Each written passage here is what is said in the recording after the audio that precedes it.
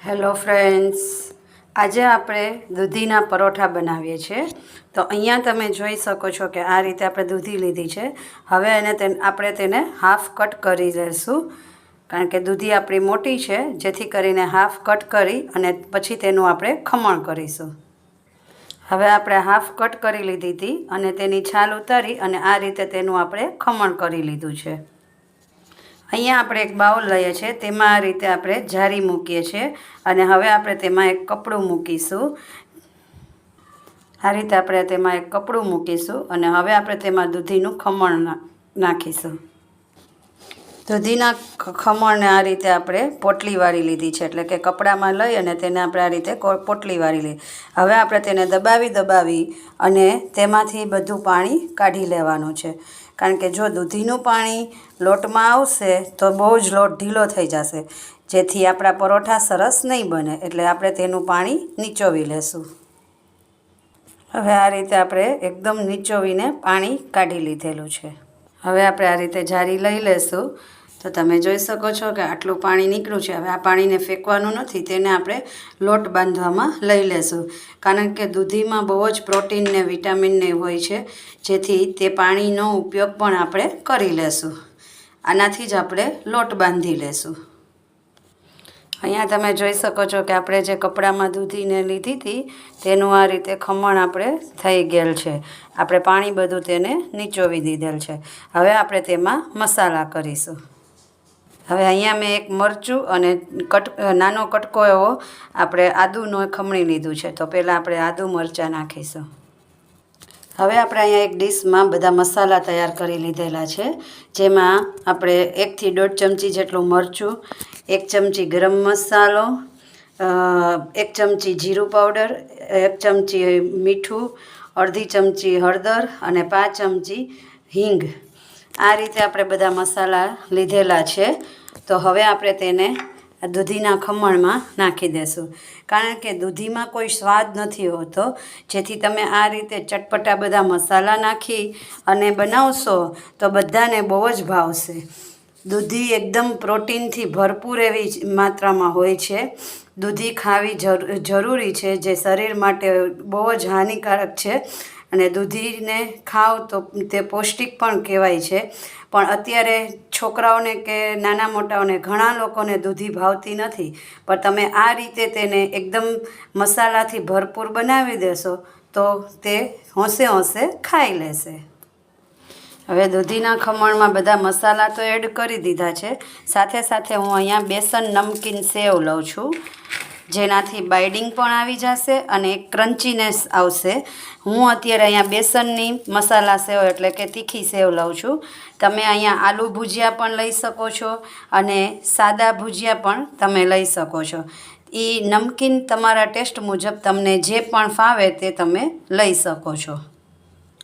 અહીંયા તમે જોઈ શકો છો કે આપણું દૂધીનું સ્ટફિંગ રેડી છે। હવે આપણે લોટ બાંધીશું। અહીંયા આપણે એક બાઉલ લઈએ છીએ, તેમાં આપણે ચાયણી મૂકીએ છીએ અને તેમાં આપણે 1 વાટકો લોટ લઈએ છીએ। ઘઉંનો જે આપણે રોટલીનો લોટ હોય તે જ ઝીણો લોટ આપણે લઈએ છીએ। તો હવે આપણે તેને ચારી લેશું। સાથે મેં 1 ચમચી ચણાનો લોટ લીધો છે અને 2 ચમચી જેટલો રવો નાખું છું। ચણાના લોટથી એક સ્વાદ આવે છે અને રવાથી આપણે ક્રિસ્પી બને છે પરોઠા, જેથી આ રીતે હું રવો અને ચણાનો લોટ બંને ઉપયોગ કરું છું। અને સ્વાદ અનુસાર આપણે તેમાં મીઠું નાખીશું અને હવે આપણે તેને લોટ બાંધીશું। લોટ આપણે બહુ કઠણ પણ નથી બાંધવાનો અને બહુ ઢીલો પણ નથી બાંધવાનો, મીડિયમ એવો લોટ આપણે બાંધવાનો છે।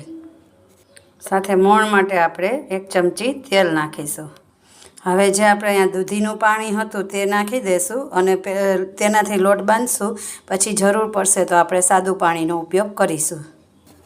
અહીંયા તમે જોઈ શકો છો આપણો સોફ્ટ એવો લોટ બંધાઈ ગયેલ છે। હવે આપણે તેને તેલથી સહેજ ગ્રીસ કરી લેશું।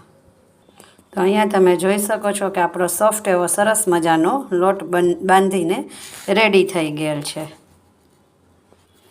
અહીંયા આપણે એટલા લોટમાંથી 5 લુવા બનાવેલ છે, એટલે કે આપણે 5 પરોઠા તે લુવાને લઈએ છીએ અને હવે આપણે તેને મોટી રોટલી વણી લઈશું। અહીંયા તમે જોઈ શકો છો કે આ રીતની આપણે મોટી રોટલી વણી લીધી છે. હવે આપણે તેમાં સ્ટફિંગ મૂકીશું દૂધીનું.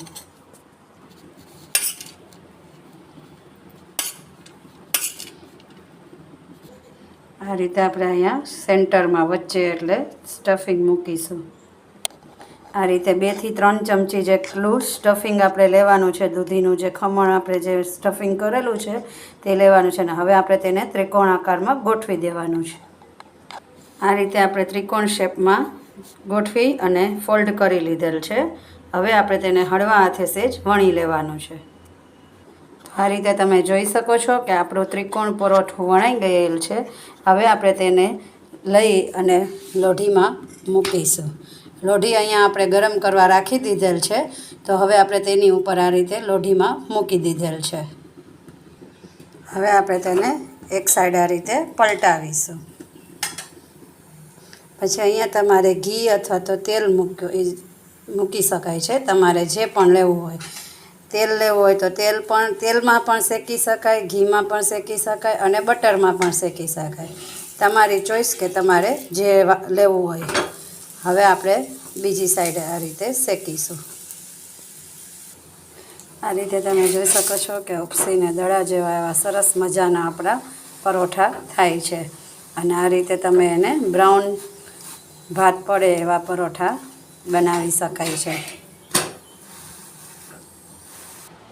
તો ફાઇનલી તમે જોઈ શકો છો કે અહીંયા આપણા દૂધીના પરોઠા સાથે આપણે મોરું દહીં અને સાથે ટમેટો કેચઅપ આ રીતે આપણે સર્વિંગ પ્લેટ તૈયાર કરેલ છે. અહીંયા આપણા પરોઠા રેડી છે. તો તમે પણ આ રીતે જરૂરથી ઘરે દૂધીના પરોઠા બનાવશો અને બધાને ખવડાવશો. ટેસ્ટમાં બહુ જ સરસ એવા બને છે અને એકદમ લાજવાબ એવા આપણા દૂધીના પરોઠા થાય છે. તો આ રીતે મેં તમને જે રીત બતાવેલી તે પ્રમાણે તમે બનાવશો તો જરૂર બધાને ભાવશે. ઓકે ફ્રેન્ડ્સ, તો તમને મારો આ વિડીયો ગમ્યો હોય તો લાઈક કરજો, ફેમિલી એન્ડ ફ્રેન્ડ્સમાં શેર કરજો અને મારી ચેનલને સબસ્ક્રાઈબ કરવાનું જરા પણ ન ભૂલતા. ઓકે, તો ફરી મળીશું આપણે નેક્સ્ટ વિડીયોમાં નવી રેસીપી સાથે. બાય.